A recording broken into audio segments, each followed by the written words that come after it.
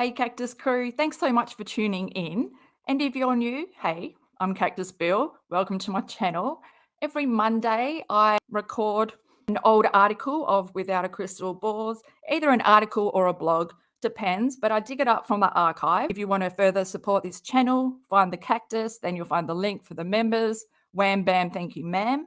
I appreciate it. Also appreciate it if you give this video a like, share it, hit subscribe. In the description box below, you'll be able to find a playlist for the articles that I've read in the past, and also Cactus Bill's focus on feeding. And it's always been my biggest issue, dating back to, well, Mama Knows Best. I suggest checking out that video. Katie messes with his feeding tube formula. Yeah, it's recorded. That's what I mean. She's just not aware of what she's sharing. But I am, and I just want to stress everything that I do say is my own opinion. Let's get into it.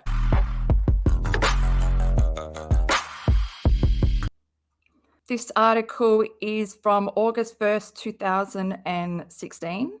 It's titled, Letting Go of Expectations as a Parent of a Child with Special Needs. Parenting is hard work. It's a job that is messy, dirty, fun, exhausting, and amazing. It is truly hard to identify all the amazing emotions most of us experience as parents. When our children come into the world, it feels as though nothing could ever be impossible for them. Life starts to take off, and we begin to expect things from our children. It isn't even big things we expect. Most parents expect that their infant will raise their head, roll over, start to crawl, babble, walk, talk, and explore the world. My expectations were no different going into parenting.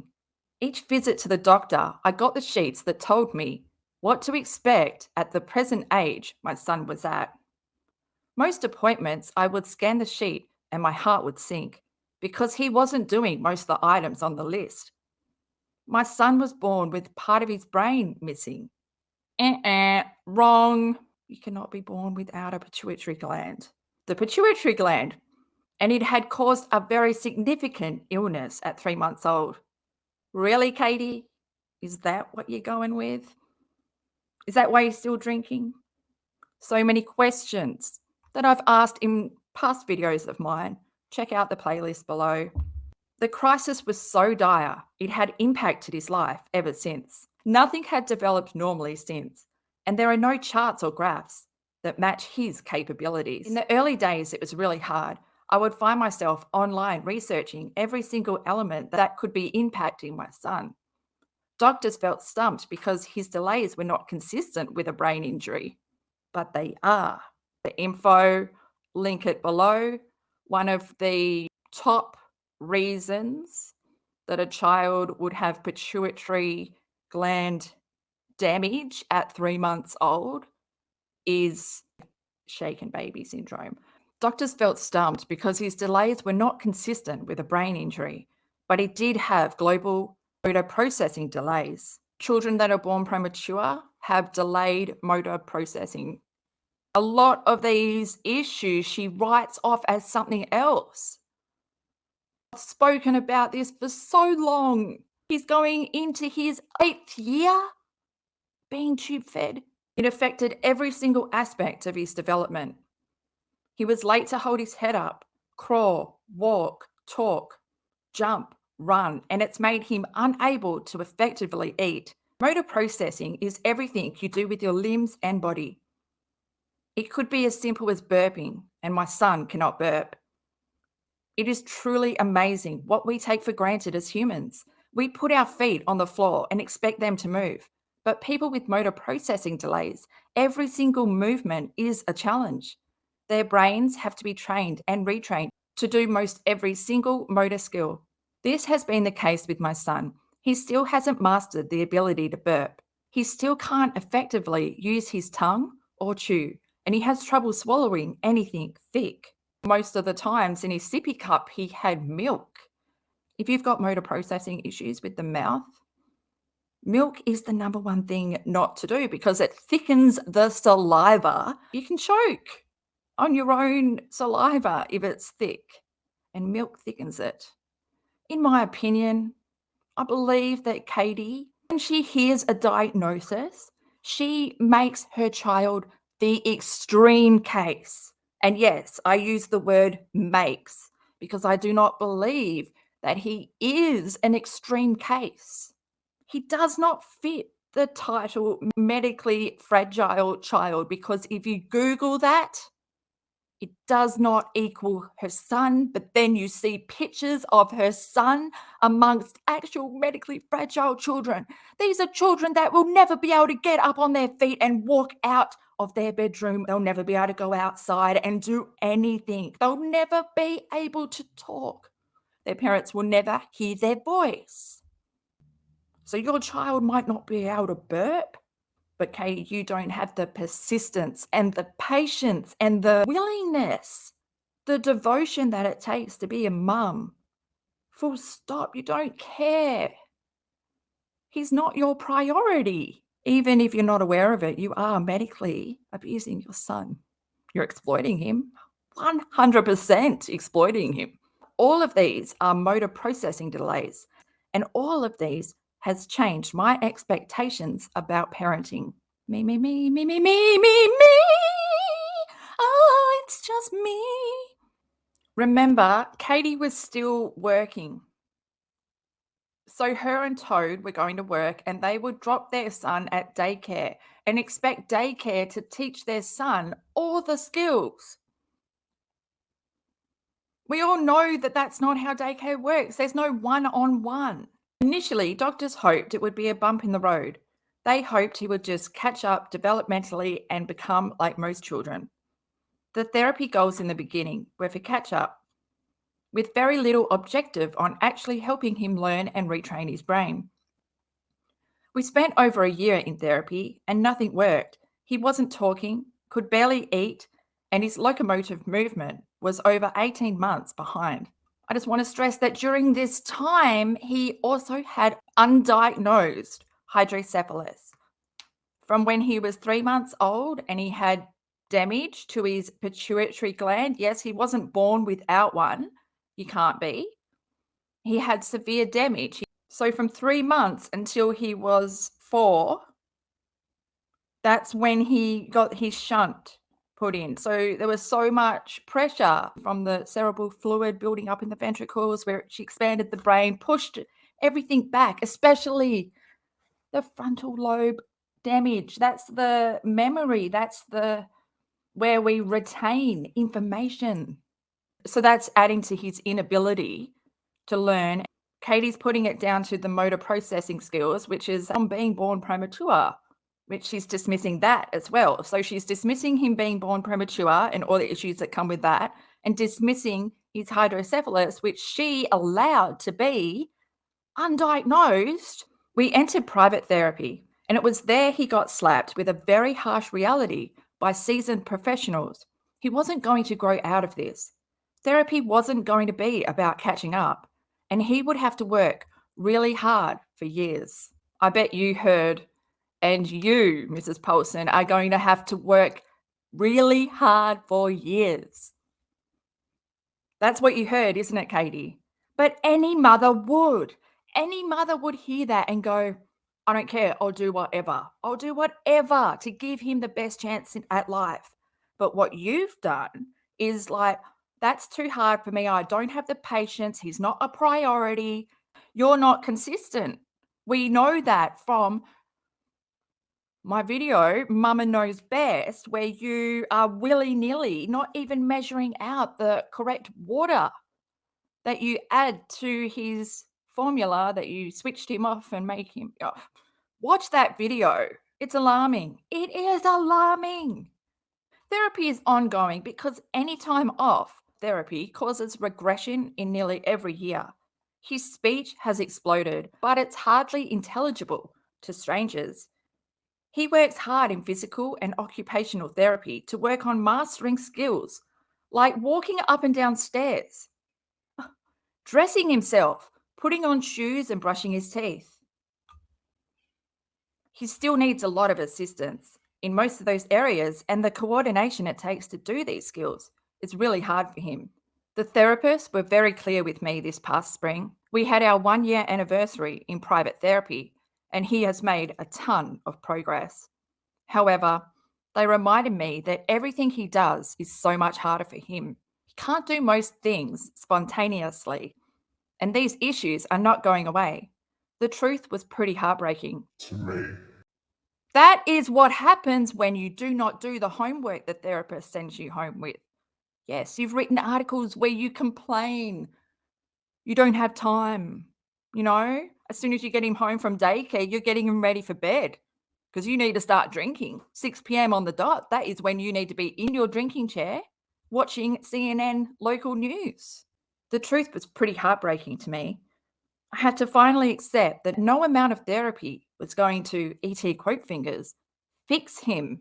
Expectations are hard to change because they are so ingrained within us. Most of us don't even have to think about our kid meeting milestones. Most parents don't have to worry about feeding issues in an almost 4-year-old. I had to change all of my expectations. Most parents don't have to worry about being judged by other people. You don't want to feel shamed because your child doesn't eat and it's too hard for you to sit there and give him the patience. Teach him.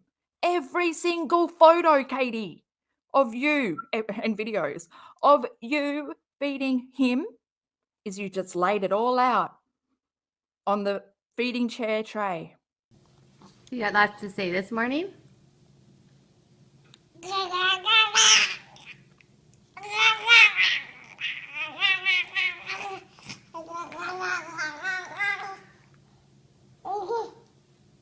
that the kitty? Yeah, that's the kitty. What is that? What's this? Is that for you?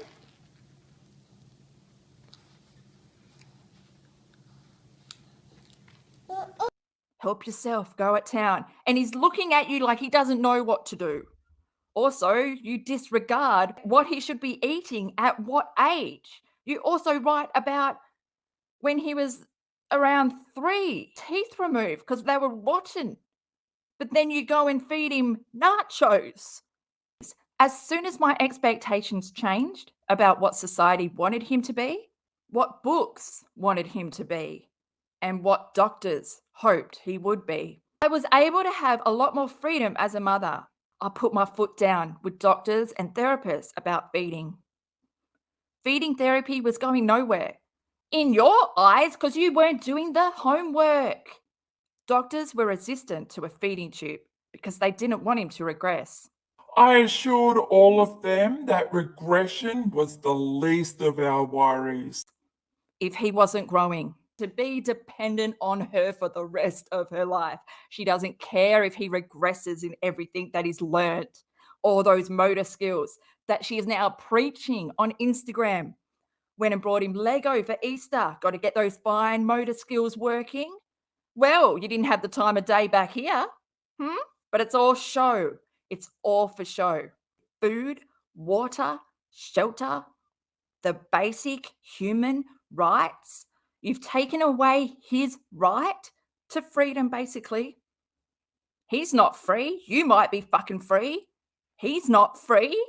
When will he be free? You've already looked up how to get guardianship by the time he's 18, because once he turns 18, then he can decide.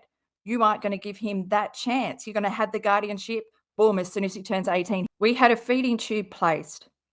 It was a hard choice. However, following my gut was the best choice. What about following his gut? His digestive issues have not worked or needed to work for the past years that your child has been on a feeding tube for.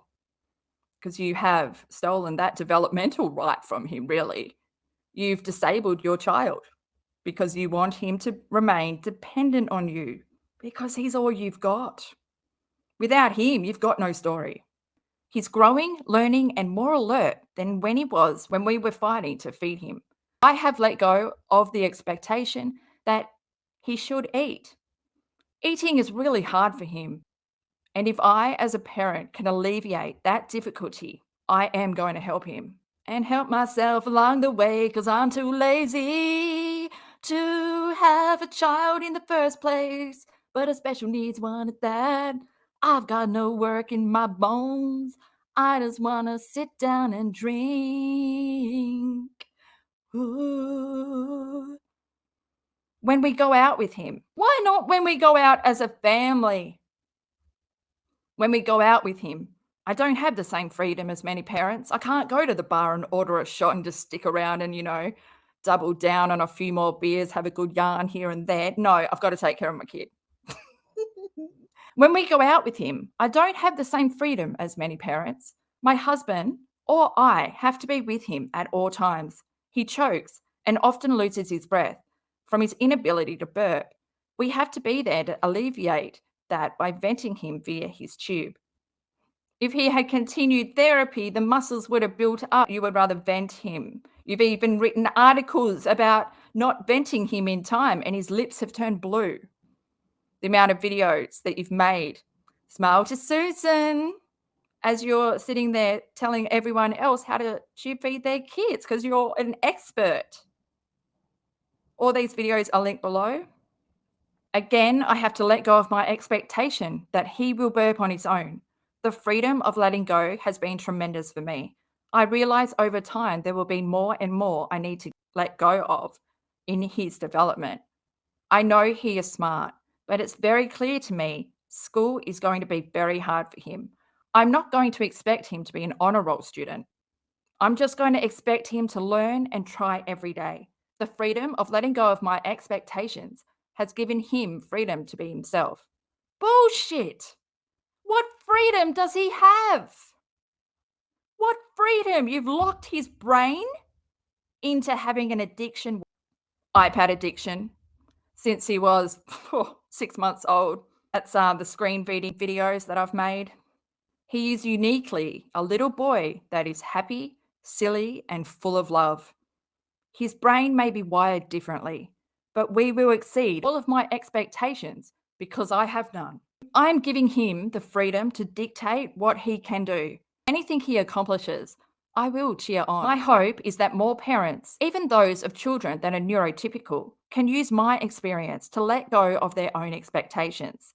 No matter what we do as parents, we cannot force our children into a box of what we want them to be. They are the ones that control their own destiny. We as parents just need to be their cheerleaders and provide them the tools and opportunity to be successful. Success doesn't have to be what you want it to be. It will be what they want it to be. In that, there is much freedom. Success doesn't have to be what you want it to be. It will be what they want it to be. It will be what you want it to be. You didn't want to put in the hard work. What if your son wanted to? Because of your choices, you made your child worse off than what he was when he was in therapy. You just didn't want to go. Let me know what you guys think. I appreciate everybody for tuning in. Please give this video a like, share, comment below if you've got a suggestion for an article. I'm open for them. Let me know. Tag me in the comments at Cactus Bill. If you'd like to follow me on Twitter, TikTok, or Instagram at It's Crystal Bill. Every Monday, I release another article. As always, take care out there.